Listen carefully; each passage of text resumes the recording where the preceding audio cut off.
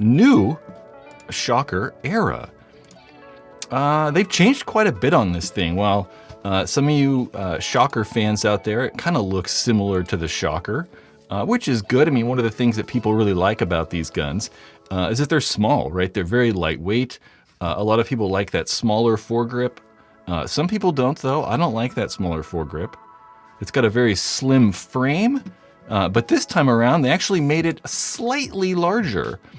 So that trigger frame and front foregrip are going to be just a smidge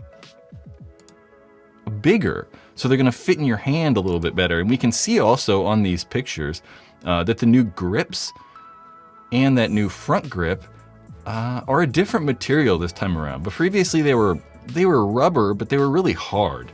So it wasn't like you were getting much grip out of that rubber. It was more like a hard plastic. And now they've just made them quite a bit softer and maybe a little bit more grippier material. They've also redesigned that back cap. I guess I'll talk about it when I see on the pictures. They've redesigned the back cap so it's just way, way slimmer. And one of the previous problems that the shockers had was putting the eyes back in was kind of annoying. Because they're like a ribbon eye, as soon as you take that eye cover off, they tended to pop up, and it was kind of difficult to get them to seat and put the eye cover back on. So now you can see where that O-ring is at. That O-ring actually kind of just slots into place. It fits in like a groove, and you put the O-ring in, and that just kind of helps keep that eye board in place so it doesn't pop out as easy or pop out at all. So just putting those eye covers back on makes it easier to just put those eye covers back on. I forgot this pictures weren't going here. And yeah, you can just see the grips right there, how they're a little bit more like dimply or whatever, so they look a little bit softer. They've redesigned that trigger. It's now coming with obviously the different shaped trigger, but that's not a huge problem. One of the things that a lot of people can do or had problems with, I would say new paintball gun owners specifically, was you could actually adjust this trigger so far back and pull it really hard, and you can actually break off the micro switch from the board.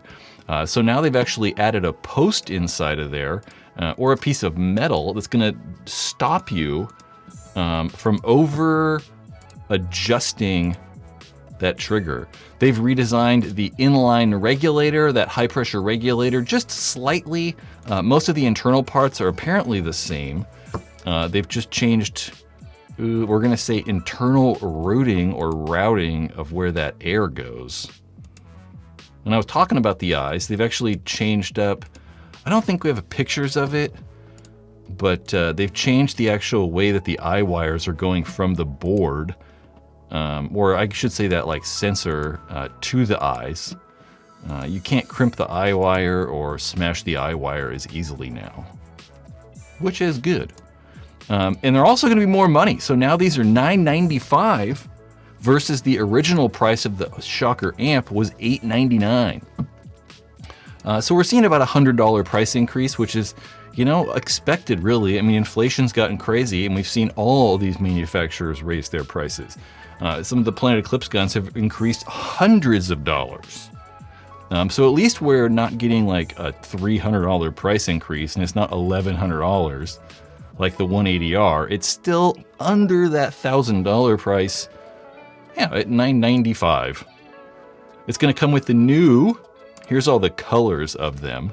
It's going to come with the Freak XL version 2 barrel, which is just a Freak XL, which just looks a little different on the outside. Maybe that milling's going to match the gun a little bit more. You can see on the gun, they've kind of got this like crosshatch, like, I don't know, lines or whatever, and that's kind of going to match the barrel a little bit. And yeah, it's going to be about the same length. I think picking it up, most Shocker owners, or if you've held the amp previously, or even the XLS, it's going to feel very, very similar in your hands. So even though it's a little bigger technically on the foregrip and that trigger frame, the overall length and that feel, you know, should still feel like a Shocker. The bolt we don't know all that much about yet, though, because they aren't really allowed to talk about these a lot yet. They're going to wait until World Cup until they start really discussing what the bolt is. But there are some upgrades to that bolt.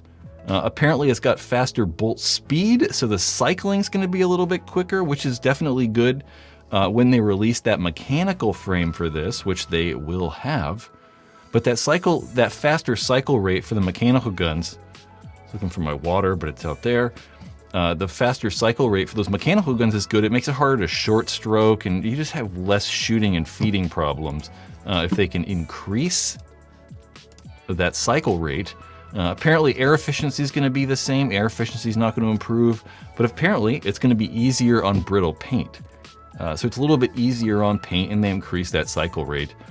And I really like the thing. Like, I really think it looks cool. In the past, I wasn't really a fan of the shockers, like the AMP and the XLS, but I really do like the way these look. I like that really clean, simple body design. We talked about the N4, the Nova N4, which I guess I deleted all the pictures of. The Nova N4, and that new Nova looks kind of similar to that too, how it's just like a tube of aluminum. I really like it. It's kind of reminiscent to that Shocker SFT, the original, well, not say the original, one of the older Shockers that came out in the early 2000s. And I really like it. I think that maybe having that simpler body is going to leave them a little bit more room to maybe experiment and do just kind of more interesting things. I mean, one of the things that was really neat about the Shockers in the past was just, you know, how many custom guns they had. I mean, every team had a gun, right? Where we saw Dynasty guns, there were Strange guns, there were Russian Legion guns, there was that Octane Shocker that was really popular, the G-Max Shocker. There were many of these kind of private label or custom version Shockers. So hopefully, you know, hopefully they kind of do that more going forward. You know, maybe we see an AC Diesel,